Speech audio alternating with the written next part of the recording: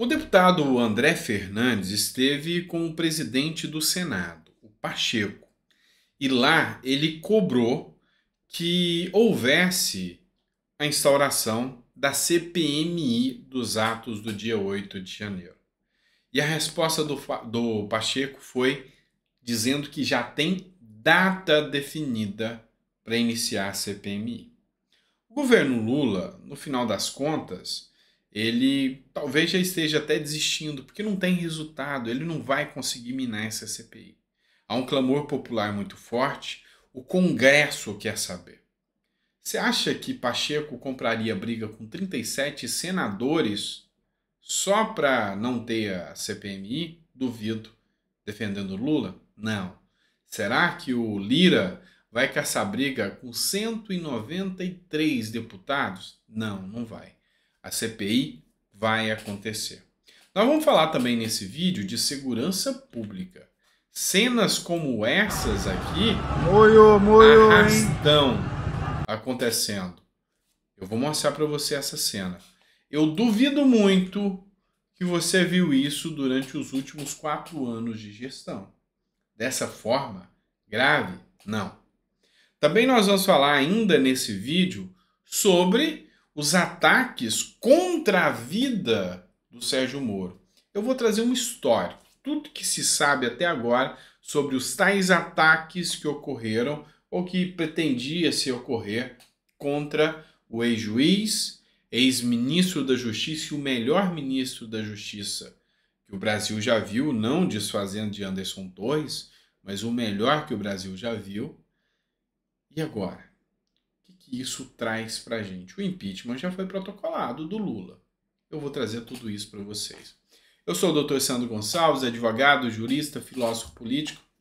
É sempre um grande prazer poder estar aqui com vocês, discutindo um pouquinho mais sobre política. E assim, eu tenho muito que agradecer na confiança, na confiabilidade que vocês estão depositando no nosso trabalho em abrir a mente de vocês um pouquinho mais sobre o que acontece na política. Então, a palavra que eu tenho de ordem para vocês é gratidão, eterna gratidão. Mas bora começar de matéria? Eu sei que você está aqui por isso, e não pelos meus lindos olhos azuis. Vamos começar? Vamos lá, pessoal. O deputado federal André Fernandes esteve com o senador Rodrigo Pacheco. Ele escreveu o seguinte: a CPI vai acontecer. Temos data. Acabamos de conversar com o presidente do Congresso Nacional, Rodrigo Pacheco, para tratar sobre a CPMI de 8 de janeiro. Devido à viagem para a China, que acontecerá na próxima semana, ficou acordado que a sessão conjunta acontecerá na primeira quinzena de abril. Consequentemente, o requerimento será lido. Até lá, teremos uma queda de braço ainda maior com o governo que tenta retirar assinaturas da nossa propositura. Enfim, primeira quinzena de abril. É o prazo limite que o Pacheco deu para o Lula, seu companheiro, tentar retirar as assinaturas. Não vai conseguir. Não vai conseguir. Lula está num desgaste tão grande, tanto com a sua própria base. Se você assistiu o último vídeo, você viu que Lula está entrando em chilique. Ontem, ele atacou a sua própria militância, mandando a petralhada calar a boca. Você tem noção do quanto isso é grave? Pois é. Então ele já está entrando em parafuso. Por quê? Porque está sofrendo derrota atrás de derrota. Depois das falas dele ainda, de que só quer vingança desse povo, sua popularidade caiu ainda mais. E os deputados e senadores não querem se vincular à imagem do governo Lula. Lembra de uma coisa? A imagem do governo Lula ainda remete à corrupção. Você gostaria de estar vinculado a um símbolo que remete à corrupção? Duvido muito. Então, aqueles deputados e senadores que ainda têm uma reputação, uma moral a zelar, eles estão preocupados em vincular a sua imagem ao governo petista. E aí é onde o Lula não consegue mudar mais as regras do jogo. Vai acontecer a CPMI. A direita brasileira está lutando como leões, igual o quadro aqui atrás do leão da tribo de Judá, como leões. E eu sei muito bem que o resultado não será outro, senão a CPMI instaurada, a CPMI mostrando muita coisa, e não só essa CPMI. Agora, a CPMI dos ataques a autoridades, inclusive ao Moro, também será instaurada. As assinaturas já começaram. CPI do MST também vai vincular quem é responsável, inclusive, por financiar o MST. Muita coisa vai acontecer. Vamos falar de segurança agora, mudando de assunto. E os ataques que estão acontecendo lá no Rio Grande do Norte, que ainda continuam. E os ataques que estão acontecendo em outras cidades. E o liberou geral para a criminalidade que a gente consegue ver agora, a partir desse governo. Uma coisa é certa, uma coisa é nítida. Os números não mentem. Os índices de homicídios foram os menores. Feminicídio aumentou. Lá em Brasília, o último dado que foi divulgado é que mais que dobrou o índice de feminicídio só nos primeiros meses desse ano. O assassinato a pessoas LGBTQIA+, aumentou. Enfim, você mostra o tamanho da hipocrisia dessa turma e mostra que contra fatos não tem argumentos e o povo brasileiro não cai mais nessa. Olha só o que aconteceu hoje na Cracolândia. Isso aqui tem todo o incentivo, tem toda a raiz dessa turminha que acha que isso é normal. Dá uma olhada.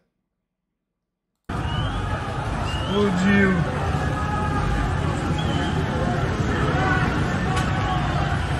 Explodiu, hein? Olha o formigueiro, caralho. Centrão é nosso, porra. Arrastão. Invasão. Isso aqui foi postado pelo delegado da Cunha, tá? Que hoje é deputado federal. Vamos lá. Internação compulsória. Essas pessoas não estão sãs. Essas pessoas não estão bem. Essas pessoas não têm mais o discernimento do que é certo e errado. E aí, essa turma quer manter essa gente dessa forma para manter o discurso vitimista. Isso é absurdo. Isso aí é um verdadeiro atraso de vida para a nossa nação. A gente vai falar agora para vocês sobre os atentados ou a tentativa de ataque à pessoa do juiz Sérgio Moro e o que se sabe até agora. Eu vou me utilizar aqui das palavras do Guto Zacarias, que é deputado estadual aqui do estado de São Paulo, que ele explica aqui o fio da meada de forma clara e simples, assim como eu gosto de trazer para vocês. Tudo que sabemos até agora sobre o plano do PCC para assassinar Sérgio Moro. Segue o fio. Na manhã de hoje, isso aqui ele publicou ontem, a Polícia Federal deflagrou a Operação Sequaz para investigar uma organização criminosa ligada ao PCC, que pretendia praticar extorsão, sequestro e homicídio contra diversos servidores públicos, incluindo o ex-juiz Sérgio Moro.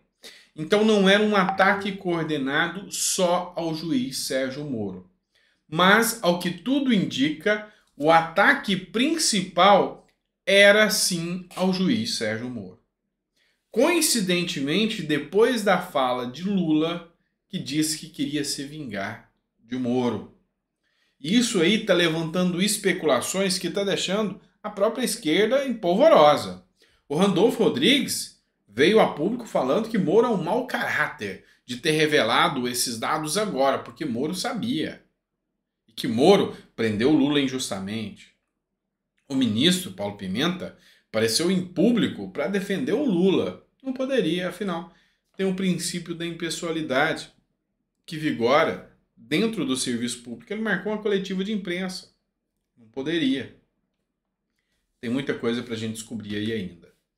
Guto Zacarias continua aqui. 9 pessoas foram presas em São Paulo e 2 continuam foragidas.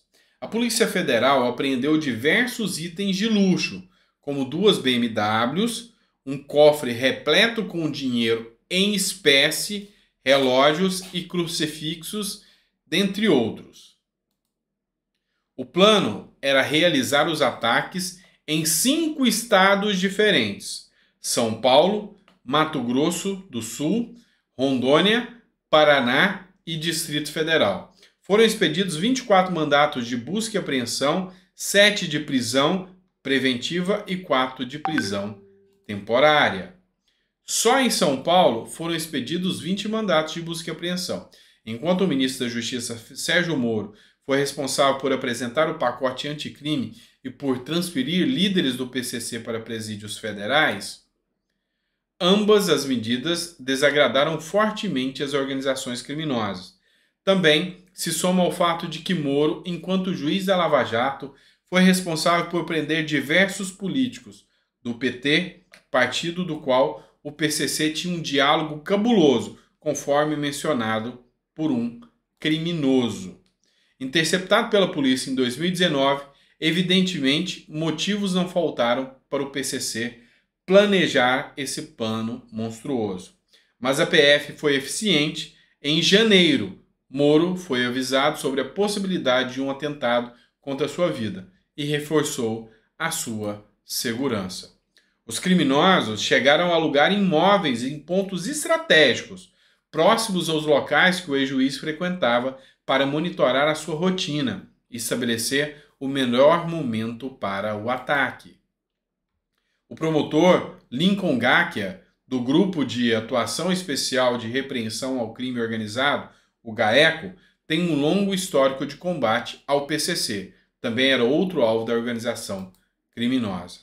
Essa operação mostra que ainda não estamos totalmente livres da mão de criminosos, dando uma mensagem de que esperança, a justiça no Brasil pode sim prosperar. A Polícia Federal mostrou a sua autonomia. A depender da vontade dos que aí estão, nunca que essa ação seria deflagrada e que, muito menos nesse momento. Houve uma hipocrisia por parte de alguns parlamentares, senadores em especial, que vieram a público dizer que foi a Polícia Federal, a mando do governo, que fez essa atuação. O próprio ministro da Justiça, Flávio Dino, veio falar: olha, gente, olha só o quanto o governo Lula é imparcial, não estou perseguindo, tanto é que nós, com a nossa Polícia Federal, defendemos a vida de Moro. Balela, conversa fiada. Dino só ficou sabendo disso pelos noticiários. Nunca que todas as ações deflagradas em todos os estados pela Polícia Federal são avisados ao ministro da Justiça, o Flávio Dino, foi pego com a calça curta. Você acha que eles deflagrariam uma ação como essa logo depois das falas de Lula? Nunca. Então, tem muita coisa ainda que a gente vai descobrir acerca de tudo isso que está acontecendo.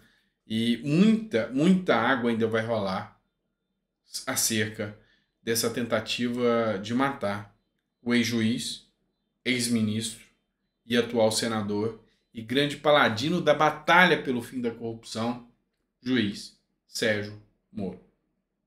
Obrigado por ter ficado até o final do vídeo. Um grande abraço. É sempre um prazer ter você aqui.